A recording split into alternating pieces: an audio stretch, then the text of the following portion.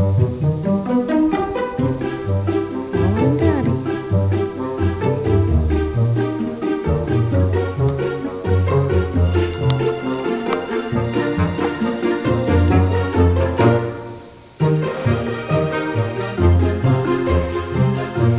Here they come.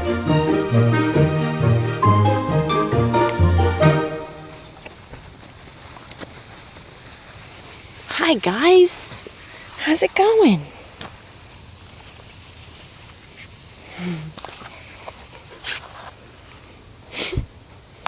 Hey guys, it's CJ and Lindsay from CJ and Lindsay Land. We realized we haven't made a video in quite some time, so today we're going to take you on a tour of our yard and our greenhouse. So come on out.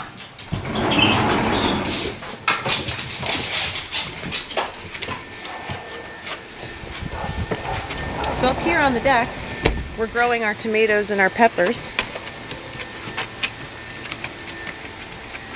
You'll see we've got a couple big guys on here. These are Aloha peppers, but we'll see how they're going to turn out because apparently they don't grow like they do from seed, the way they grow from the peppers we get from the store. Apparently they take cuttings of the mother plant, and that's how they get that beautiful striation. So we may get some really interesting mutants. If you see here, we had a little attack of a tomato hornworm, but now they're gone. We've got some beautiful clusters of tomatoes. I'll show you some of our other tomatoes and peppers over here. These are striped caverns. They'll turn red, but they'll have nice striations down the side. They're kind of hollow and blocky, like a pepper. It makes them really nice to put on sandwiches, like hot paninis. You can cut them and kind of fillet them out into a cutlet, which is nice.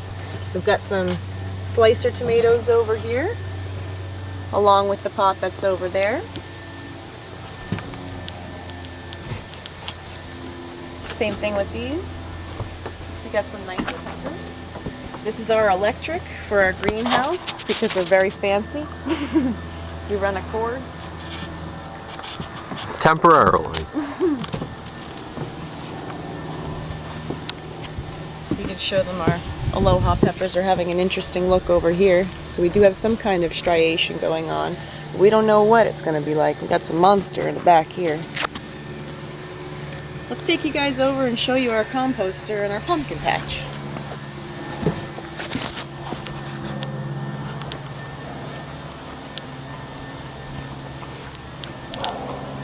This is our pumpkin patch.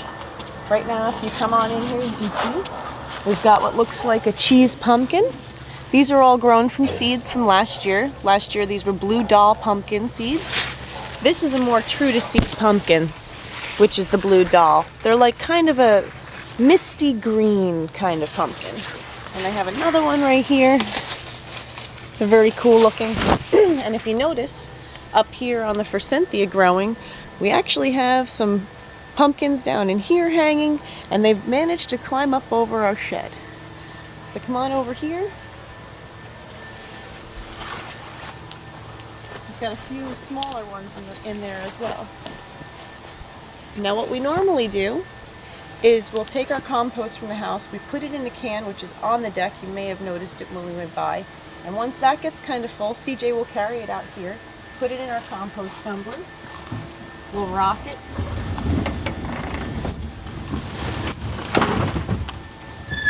And as soon as I start to see dirt falling out the bottom, I'll rotate it back. And that's how we make our compost. You can see there's lots of activity in there, like little ants living, breaking stuff down. We welcome that. It's great when we actually get some earthworms in there. If you guys look in the back of this penned area, you'll see our barn where our chickens and our rabbits live. But we'll do a tour of that another day. Let's go check out the greenhouse.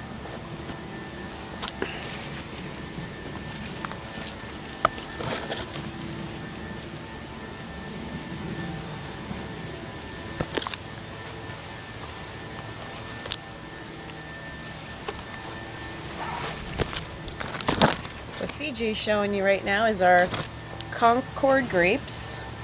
They're really good. Some of these that get a little funky, I'll just pop them off and leave the good ones behind to ripen up. Those will probably be ready early September, and they'll be great. All right, come on over to the greenhouse.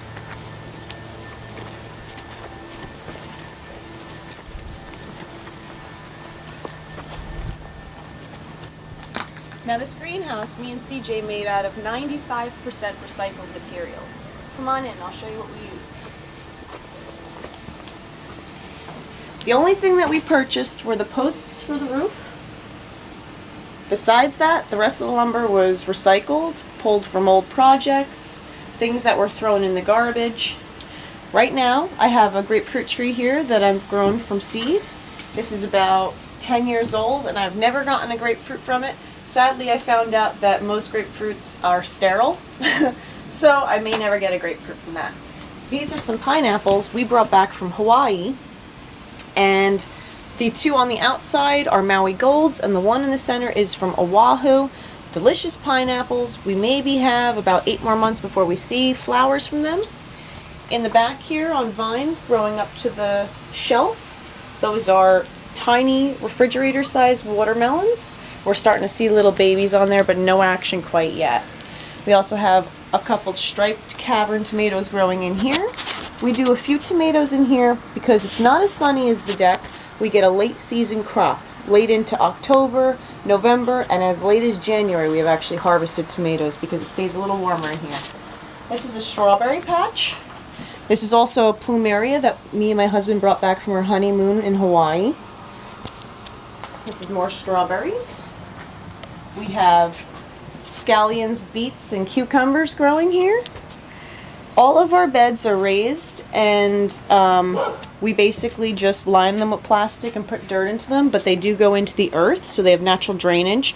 And one thing that's nice, that was a beautiful mistake that we made, if you look at the ceiling, we have a couple seams, and they allow for some rain to come in, and also some ventilation, which is a beautiful thing when this greenhouse heats up over to 100 degrees. We also have a couple windows, a few fans, also our fancy electrical situation going on there. And then if you look down this way, we have our hangout area. Now our hangout area, standard has our rocker hangout. We have a padded chair with some table side area. We harvested potatoes from here, so that's empty right now. We have a hammock, but where that hammock connects, it connects to here. We have another hammock, and another hammock that connects from here to there. So we can actually seat up to 10 people. But this is usually me and CJ's view with a cup of tea on a Saturday or Sunday morning, and it's a beautiful thing. So now we're going to take you guys out and show you the yard.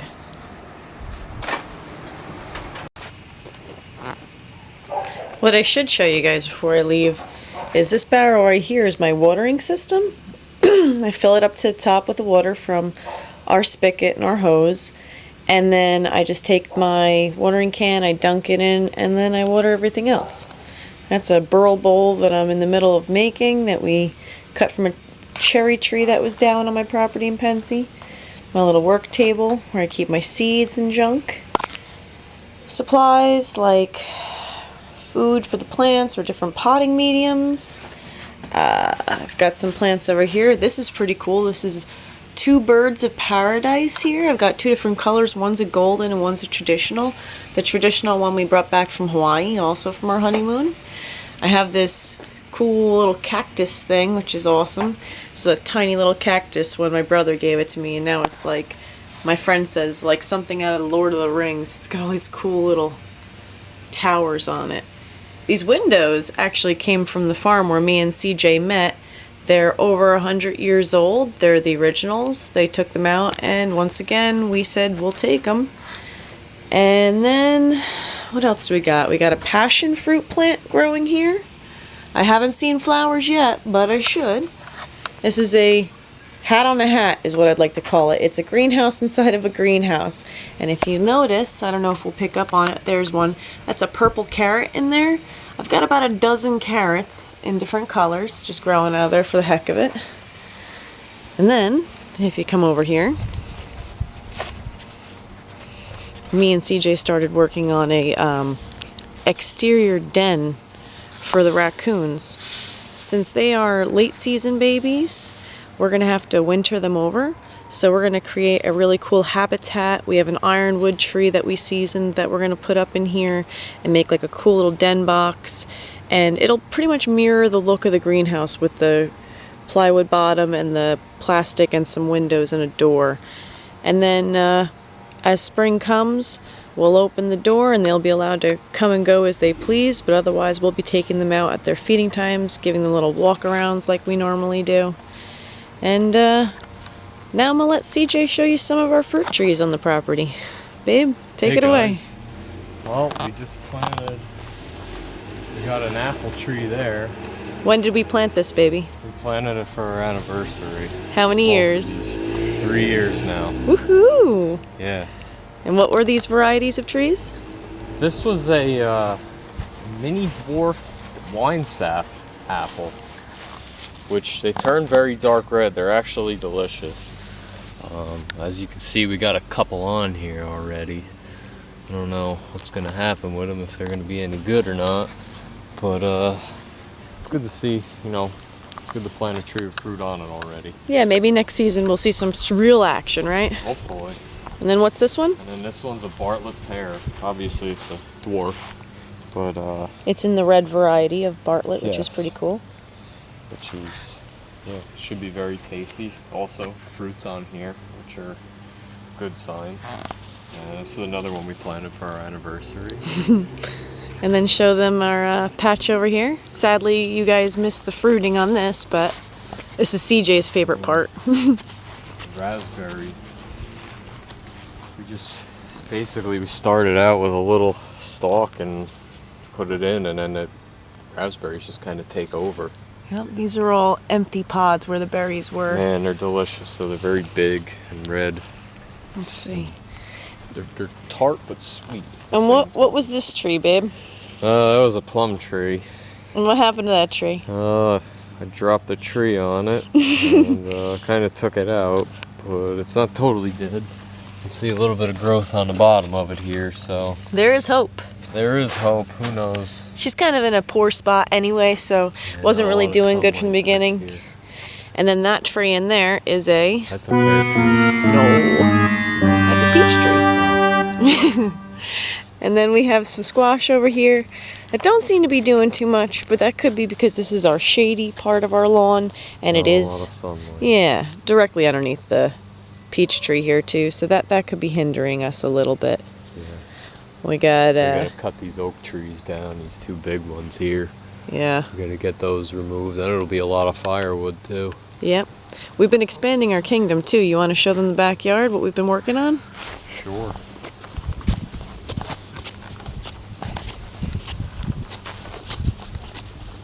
Now, when we first moved here, this was all full of rough stuff, and it just looked like state land basically, but this was still part of our property. But Pretty much does look like state land still, it's just cleared. We've just been cutting the trees down and trying to open it up. And you could see there's a fence that me and CJ put in just recently. fenced in the yard so the dogs can't get out anymore because our dogs are runners. This is all new area now we get to use. Yep. It's like a 1/4 acre we got to claim back. And we're going to continue to make it nice. We're going to make it feng shui with some of these rocks we got here. We'll They move put them a rock around. garden in. Yeah, CJ will push them around with the tractor. And we got a couple more trees in here to take down. And yeah. That'll be really nice. Now we'll just have to keep up with the greenery that's going to start coming up. That's the tree that was cut down that took out the plum. Yeah. Okay, let's show them the babies. Hey baby, Yeah. we're going to show everybody how you feed a baby raccoon. Okay. Who are you holding there? I got Doug here. He's our only boy. Hey. We have one boy. This is Doug. And then we have 3 little girls. There's Roxanne. There is, of course I forget their names now. There's Cher. Yeah, Cher. And there's Katie Helper. Oh yeah, Katie Helper. Her name was originally Katie, but there's a show called Katie Helper Show, and it just kind of stuck, so now she's Katie Helper. But this is pretty much it. You use a baby bottle. and they do the rest. You keep them in an upright position, and they slam a bottle fast, but you got to feed them separately because they'll swarm you, and they're known to scream. Well, just somebody else will get the bottle that doesn't need it. Yeah, they fight them They off. won't all get what they need. But it's kind of how it is in the wild. But here we try to give everybody a fair shake. Cher's our runt. She's also our darkest baby. Other than that, to figure out who they are, you kind of have to pick them up and move them around. Roxanne, we almost lost. She came to us with a infected umbilical cord, and because of it, it became a raised belly button. So now she's the only one that actually has a belly button. So to tell who she is, we just touch her belly. And Doug, of course, is the only one with man parts, so that's how we know him apart. And then there's Katie Helper, who looks just like Doug, but is the female version. And like I said, Cher is our little dark-haired girl, so we can tell who she is. Some of you may be wondering how we came across 4 raccoons. And basically, I got a call from Animal Control that 4 raccoons had been removed from a soffit in a house in a community close to my home. And basically, they needed a rehabber, and all of the other rehabbers had no space at their home. So CJ calls us the Special Forces. We get the phone call. We pick up 4 coons. So you got Roxanne, Cher, Katie Helper, and Doug. And one is climbing me as we speak. Oh, it's Cher. Hi, Cher. That's how I talk to them.